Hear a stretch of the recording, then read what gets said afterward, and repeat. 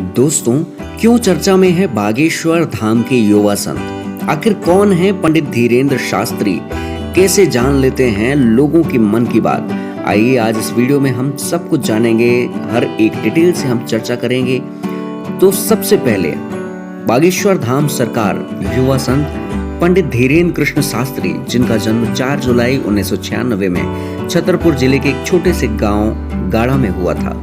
वे एक बहुत ही गरीब परिवार से संबंध रखते थे। खुद धीरेन्द्र शास्त्री अपने एक दरबार में कहते हैं कि बचपन में उनके पास कभी कभार एक वक्त का भोजन भी नहीं मिलता था। हमारे पिताजी गरीब थे, वे दान दक्षिणा लेकर ही हमारा भरण पोषण करते थे। एक दिन हमने उनसे कहा कि हमें भी पढ़ना लिखना है, वृंदावन जाकर कर्म कांड पढ़ना चाहते हैं, लेकिन उनके पिताजी के पास उस वक्त 1000 रुपए नहीं थे। उन्होंने गांव के कई लोगों से उधार रुपए मांगे कि मेरा बेटा पढ़ना चाहता है, लेकिन किसी ने उधार नहीं दिया, क्योंकि सब जानते थे कि यह चुका नहीं पाएगा और ये वृंदावन नहीं जा पाए।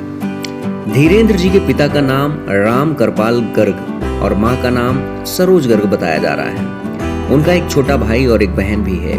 उनके दादाजी एक सिद्ध संत थे, जिनका नाम भगवान दास गर्ग था। वह निर्मोही अखाड़े से जुड़े हुए थे। वे भी दरबार लगाते थे।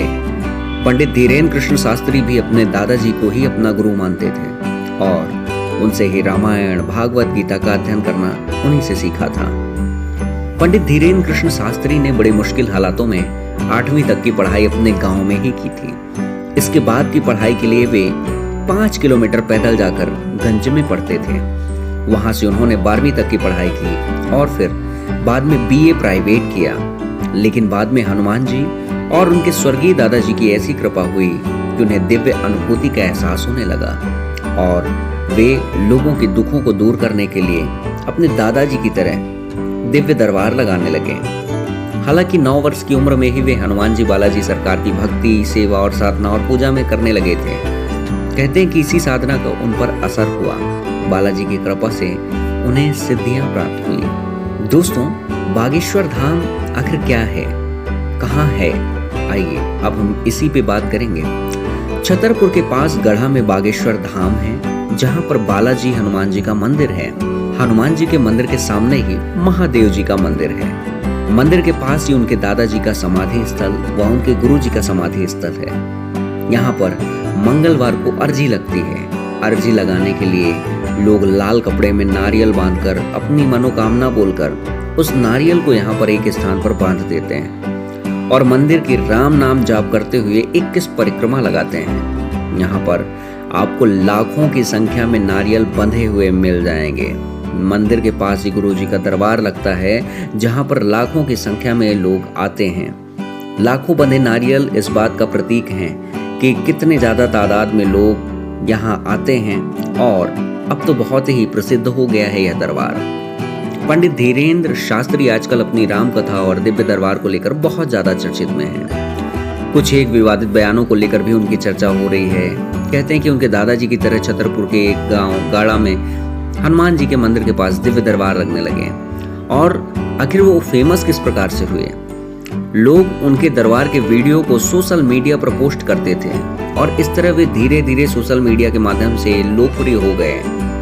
दिव्य दरबार बताया जा रहा है कि उनके दरबार में पहले सैकड़ों लोग अपनी समस्या लेकर आते थे। उन सैकड़ों लोगों में पंडित धीरेन्द्र शास्त्री किसी का भी नाम लेकर उन्हें बुलाते थे और वह व्यक्ति जब उनके पास पहुंचता तब तक शास्त्री जी एक पर्चे पर उसका नाम और उसका पता, सारी समस्या लिख लेते और उसी में उसका समाधान भी लिख देते थे। लोग आश्चर्य करने लगे कि यह व्यक्ति किस तरह से दूर दूर से आए अनजान लोगों को उनके नाम से बुला लेते हैं और कहते हैं कि तुम्हारी अर्जी लग गई है। धीरेन्द्र शास्त्री यही नहीं, लोगों को यह भी बता देते हैं कि उनकी समस्या क्या है, कितनी है और कब से है, उनके पिता का नाम क्या है, बेटे का नाम क्या है।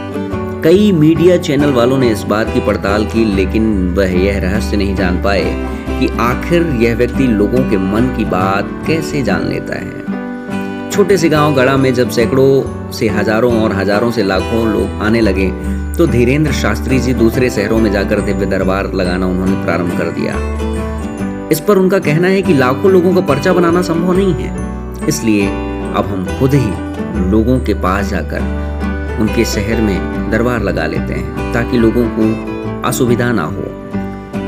हमारा यह दरबार निःशुल्क है, इसमें किसी भी तरह का शुल्क नहीं लिया जाता है। मंदिर में या राम कथा से हमें जो पैसा मिलता है उसे हम गरीब की बेटियों की शिक्षा और शादियों में खर्च कर देते हैं। पंडित धीरेन्द्र कृष्ण शास्त्री जब धीरे धीरे लोकप्रिय होने लगे तो अब वे राम कथा भी कहने लगे।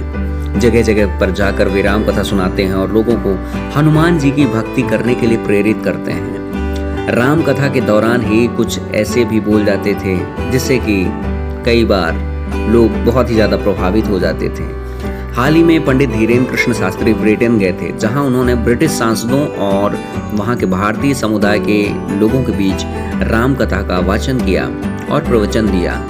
अब उनकी लोकप्रियता देश में ही नहीं बल्कि विदेशों में भी फैल गई है। तो दोस्तों, बागेश्वर धाम सरकार और वहां के युवा संत के बारे में यह जानकारी आपको कैसे लगी?